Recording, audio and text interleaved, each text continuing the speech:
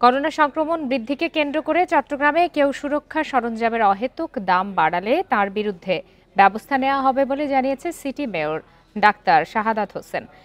এ বিষয়ে জেলা প্রশাসনকে সাথে নিয়ে শীঘ্রই বাজারে অভিযান চালানো হবে বলেও জানান তিনি। দুপুরে চট্টগ্রাম মেডিকেল কলেজ হাসপাতালে করোনা ওয়ার্ড পরিদর্শনে গিয়ে এসব কথা বলেন তিনি। বান্ডেল থাকলে প্রতি সেনমানিতে টাকা বাঁচবে।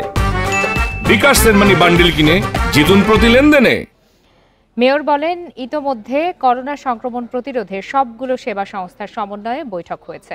চট্টগ্রাম মেডিকেল কলেজ হাসপাতাল, জেনারেল হাসপাতাল সহ বেশ কিছু হাসপাতালে করোনা ওয়ার্ড খোলা হয়েছে। এছাড়া সাধারণ মানুষের সচেতনতা বাড়াতে সিটি কর্পোরেশন বিভিন্ন ওয়ার্ডে প্রচারণা চালাচ্ছে বলেও জানান তিনি।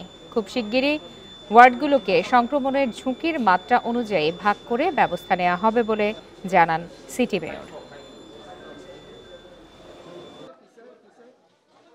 মাস্কের দাম বাড়িয়ে দিয়েছে, মাস্ক কমপ্লিটলি বাজার থেকে গায়েব করে দেওয়ার চিন্তা ভাবনা করছে এবং যত ধরনের প্রিভেন্টিভ মেজার্স, এই যে গ্লাভস থেকে শুরু করে বিভিন্ন ধরনের লোশন, স্যানিটাইজার থেকে শুরু করে সব কিছু মার্কেট শর্ট হয়ে যাচ্ছে।